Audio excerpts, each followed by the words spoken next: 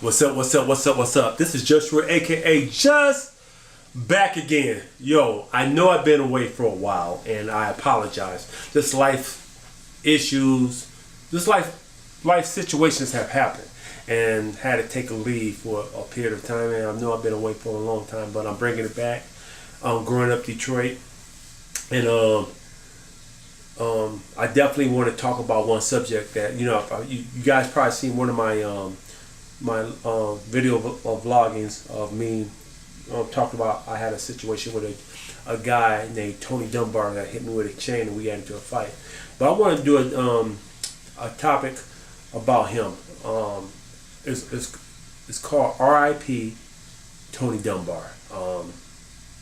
And we're going to get into how I met him, how the things we got into, and the situations that occurred to his demise.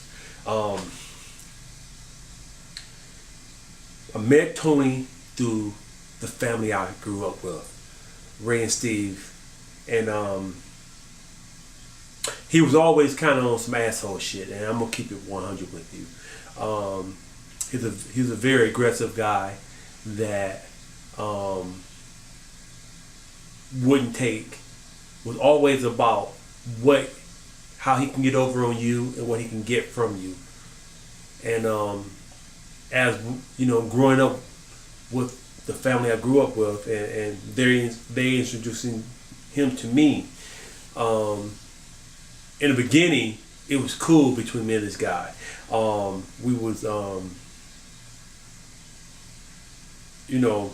okay for a minute, but then when we would do the shit that would get us in trouble, like going into people's houses unannounced, he would always say, well, get this or carry this, and put all the hard work on me. And I remember one time, prime example, and I'm not bragging about this shit or nothing, it's just what it is. We was doing a job and our family came back while we was in there, a mother and her kids, and he, we had got the TV out already, and we was jumping out the window as the family was coming back, and they saw us, and the chase pursued. I picked up the TV, and how TVs were back in the 80s. I mean, it was heavy, and I remember Tony was like on some asshole shit of don't you fucking drop that TV, boy. You better not fucking drop it. And I'm thinking as I'm running and carrying this heavy ass TV, and we're 12 and 13 at the time. And I'm thinking to myself, maybe I was a little bit younger than that too, because I remember I was 14 in St. John's. But the fact that we was underage, period, doing some dumb shit. And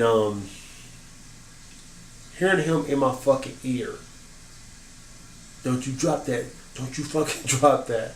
And he was truly a dick, and that's the only way I can describe him. I can't sit up here and be humble about his actions and the shit that he done, or how shit was done when I would interact with him and do shit with the family I grew up with.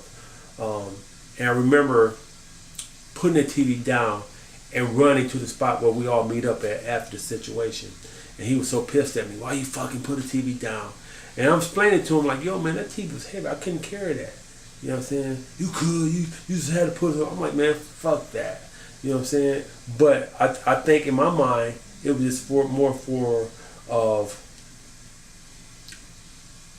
him getting the most money or trying to get the most out, because that's what type of person he was. He was very, manipulating. Didn't give a fuck type of attitude. As we get older in life. Hold up, before I even jump into that, just as kids, the shit we did as kids. I got to explain this. The shit we was young kids carrying guns. Well, he was, and some of the family I grew up with, they was too. But we was doing some shit. Even now that I'm older, even I questioned because it was a little bit too much. And then we would do jobs of illegal shit, and he felt like he should get the most of shit. And we would look at him like, hold up, man, we gonna split this up 4 ways. No, fuck that. Motherfucker, it's my idea. But, motherfucker, yeah, you run the idea to us, but we all put in work. So, what the fuck is you talking about? And, to me, I felt like, man, who is this dude? Who is this kid that was acting way grown before his time? And I remember other things about him. Like, I remember one time I'm going to an arcade and seeing him in the midst of a beatdown, but he kept telling dude, I don't give a fuck. And that dude, I mean, this kid, we were maybe 10, 11 at the time, and he's taking that ass whooping and not giving in to whatever the teenager wanted from him. And he's like, man, fuck you, give a fuck. And I'm looking at the whole scene as it happened, and I'm thinking like, damn, like, you know, that was he had this type of grit about himself. And even as we got older, you know, me myself, you know, I went to Boys and Girls Home, you know, out of Detroit to Grand Rapids, and you know, I would still come back home to visit the family I grew up with, and then I would hear stories about Tony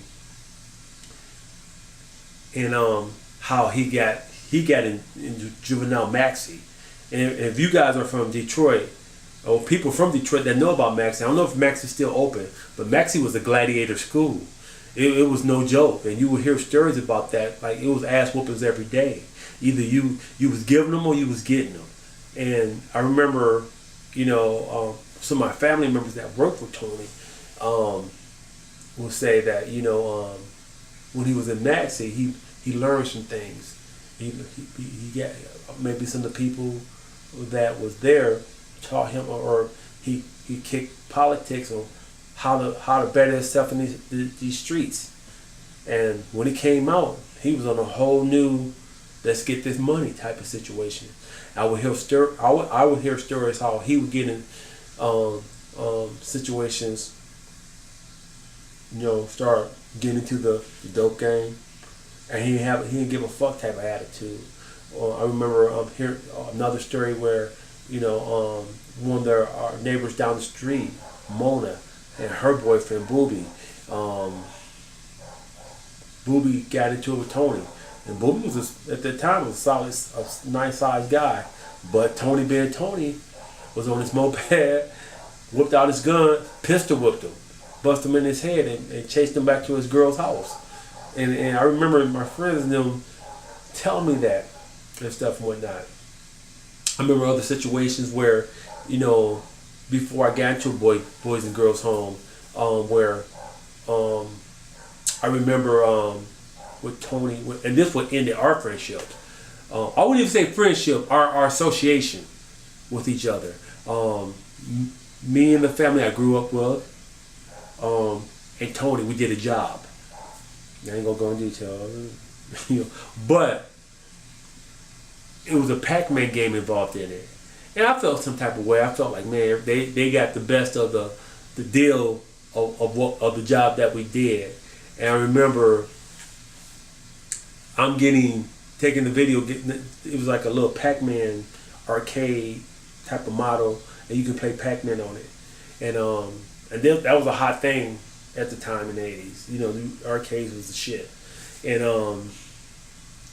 I remember getting it from Ray and really not giving it back to him because I was upset about it. And then taking it to where I lived at, and my cousin, he was liking it, and I sold it to him from his uncle. My uncle Ed bought it, gave me $5, which I thought was a world of it. But the game was worth like $35-$40. I remember Tony coming over with Elmo on my porch. I stepped outside. They knocked on the door, asked for me. Ed came and said, Tony's out here. Fuck he doing over here?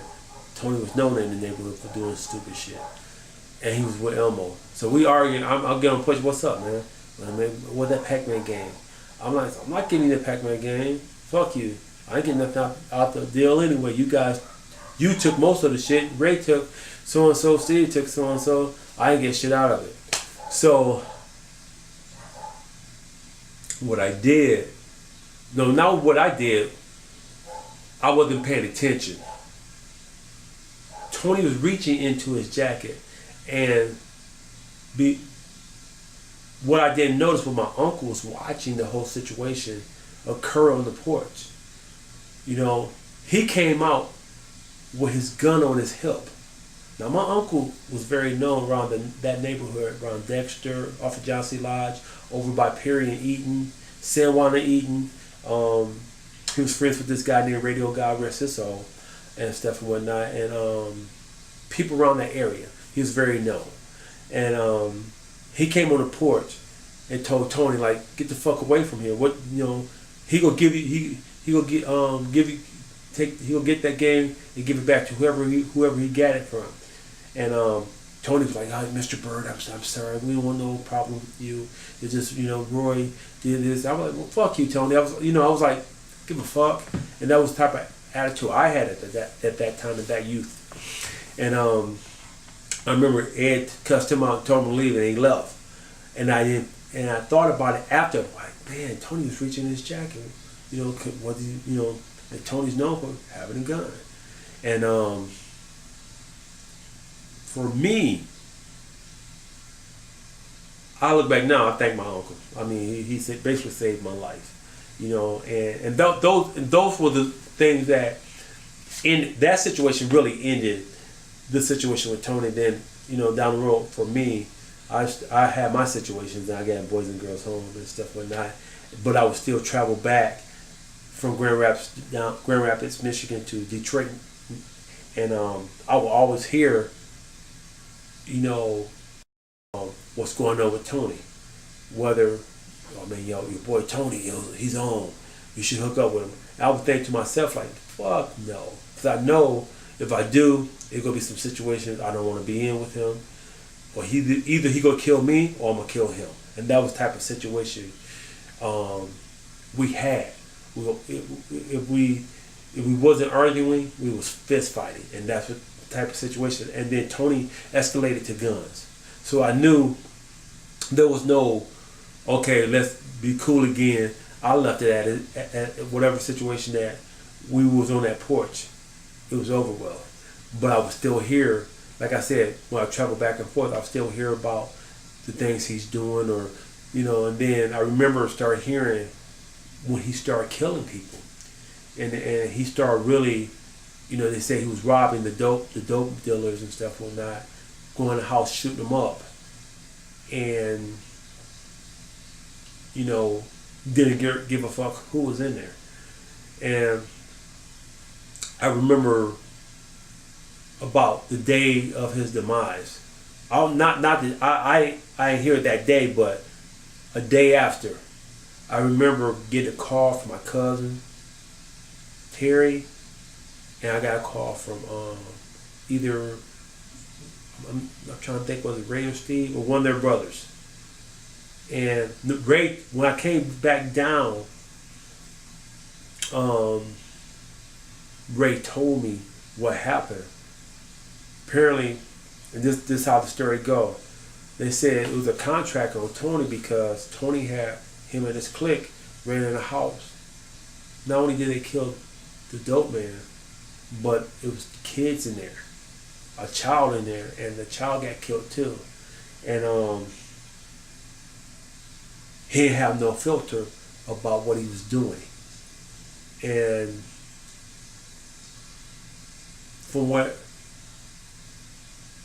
was told to me about the day of his last day on earth, was he was at a gas station, and he was pumping some gas, and he was with some female's little brother, maybe his girlfriend, whoever it was. And apparently they must have been watching him or something. They rolled up on him in the gas station, shot him twice in the chest. Then the kid that was in the car ran out, tried to run through the alley to get away. They shot that kid in the back and killed him. Now Tony survived for a period of time. He got in his car and drove off. And as he was driving, he passed out. And he drove his car into the wall and it blew up. Now,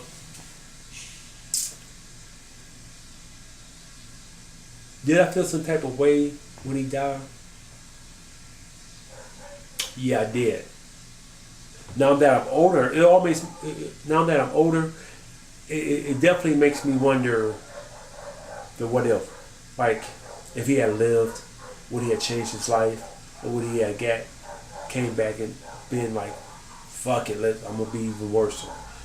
There's always that what if factor, you know what I'm saying? And I know, being in the streets can't change you. But also, you can get away from shit though too. You can definitely change your life. And I went through my situations, and not to say I'm all perfect and on point, but I went through my situations, and I have to say, certain situations became into blessings, and I made it work. Now, still have my stumbles here and there, but I'm here, and I definitely wonder, like if he had survived, where he would be, if he have kids, or would he be married or whatever. Yeah, without a doubt. You know what I'm saying? But it's that old saying, when we lived in Detroit, and the older generation would tell us, like, listen, man, slow the fuck down.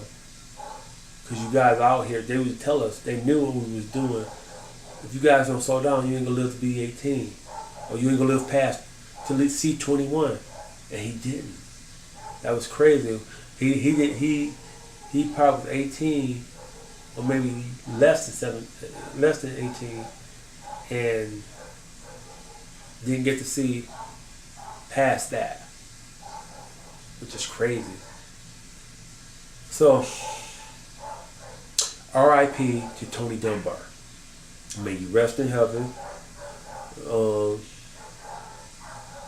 If you are in heaven, but you are not forgotten. You guys have a blessed day. This is Just Roy, aka Just. I will definitely bring you more topics of growing up Detroit. I hope you guys like this one. Please leave your comments. Please like. Share this with people. Definitely help me get my name out there. I'm trying to get back into this thing that I love, creating and doing videos. You guys, please have a blessed day. Stay up and stay positive no matter what. This is Just Roy, aka Just. I'm out. Peace.